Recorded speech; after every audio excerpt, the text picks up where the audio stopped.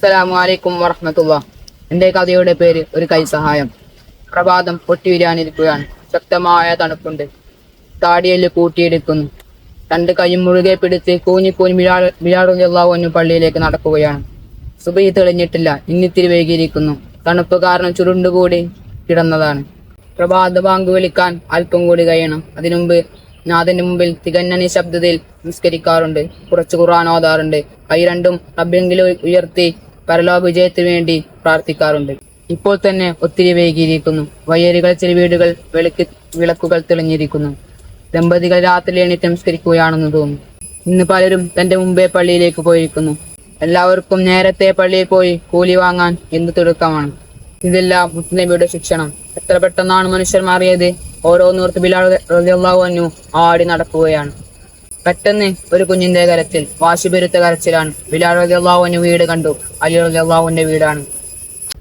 പെട്ടെന്ന് ഒരു കരച്ചിൽ കേട്ടു. അത് വാശിപെരുത്ത കരച്ചിലാണ്. ബിലാൽ റളിയല്ലാഹു അൻഹു വീട് കണ്ടു. അലി റളിയല്ലാഹുവിന്റെ വീടാണ്. അവിടെ നിന്നാണ് കരച്ചിൽ ഉയരുന്നത്.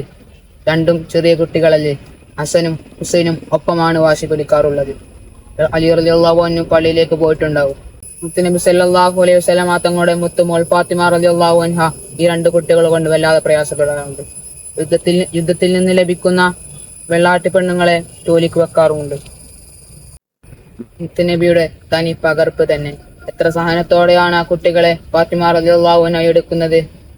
ബിലാൽ റളിയല്ലാഹു അൻഹു സഹതാപം തോന്നും. കുഞ്ഞിന്റെ ആർത്തലത്ത കരച്ചിൽ കേട്ട് ബിലാൽ റളിയല്ലാഹു അൻഹുവിന്റെ മനസ്സറിഞ്ഞു. അതൊന്ന് അന്വേഷിക്കാം, സഹായിക്കാനാവുമെങ്കിൽ അതൊന്നായാലോ. ബിലാൽ റളിയല്ലാഹു അൻഹു പതുക്കെ അങ്ങോട്ട് നടന്നുപോയി. ബിലാൽ റളിയല്ലാഹു അൻഹു തന്റെ ആഗമനം അറിയിച്ചു. ഫാത്തിമ പറഞ്ഞു, മോൻ വല്ലാതെ കരയുകയാണ്. വീട്ടുകാരന് രാവിലെ കൂലിപ്പണിക്ക് പോകണം. അൻസാറുള്ള തോട്ടത്തിൽ വെള്ളം നനയ്ക്കുകയാണ് ജോലി. അത് രാവിലെ പോണം. അതിനു മുമ്പ് പ്രാതൽ കൊടുക്കണം. അതിനുള്ള റൊട്ടി ചുടുകയായിരുന്നു. കുഞ്ഞ് സമ്മതിക്കേണ്ടേ. കുഞ്ഞിനെ കുറച്ച് മാറ്റിയിരുത്തി. അതാണ് കുഞ്ഞ് കരയുന്നത്. സാരമില്ല, താങ്കൾ പള്ളിയിലേക്ക് പോയിക്കോളൂ. ശബ്ദം കേട്ടപ്പോൾ ഫാത്തിമ വളരെ ക്ഷീണിതയാണെന്ന് മനസ്സിലായി. എന്ത് ഊർജമായിരുന്നു അന്ന്. ശബ്ദമാകെ വരണ്ടിരിക്കുന്നു. ഞാൻ പോയിക്കൊള്ളാം. അതിനു മുമ്പ് ഞാൻ കുറച്ചു നേരം ഇവിടെ നിൽക്കാം. ബിലാൽ റളിയല്ലാഹു അൻഹു പറഞ്ഞു, ഞാൻ പോയിക്കോളാം. അതിനു മുമ്പ് കുറച്ചു നേരം ഇവിടെ നിൽക്കാം. ഞാൻ മാവാട്ടിക്കോളാം, നിങ്ങൾ കുഞ്ഞിനെ പിടിക്കൂ. അല്ലെങ്കിൽ ഞാൻ കുഞ്ഞിനെ പിടിക്കാം, നിങ്ങൾ മാവാട്ടിക്കോളൂ.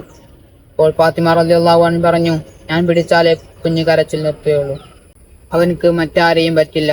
വാപ്പ പള്ളിയിൽ പോയപ്പോൾ കൂടെ പോവാത്തത് കൊണ്ടാണ് അവൻ കരയുന്നത്. ആ മാവൊന്ന് ആട്ടിക്കിട്ടിയിരുന്നെങ്കിൽ. ബിലാൽ റളിയല്ലാഹു അൻഹു ആയതുകൊണ്ടാണ് ഗതന്തരമില്ലാതെ ഫാത്തിമ റളിയല്ലാഹു അൻഹു അങ്ങനെ പറഞ്ഞത്. ബിലാൽ റളിയല്ലാഹു അൻഹു ആട്ടുകല്ല് തിരിച്ചു. തയമ്പുള്ള കൈകൾ പരുപരുത്ത കല്ലുകളിൽ നിഷ്പ്രയാസമുരുണ്ടു. ഒടുവിൽ മാവ് ശരിയായി. കുട്ടിയുടെ കരച്ചിലും മാറി. സംതൃപ്തിയോടെ ബിലാൽ റളിയല്ലാഹു അൻഹു പള്ളിയിലേക്ക് നടന്നു.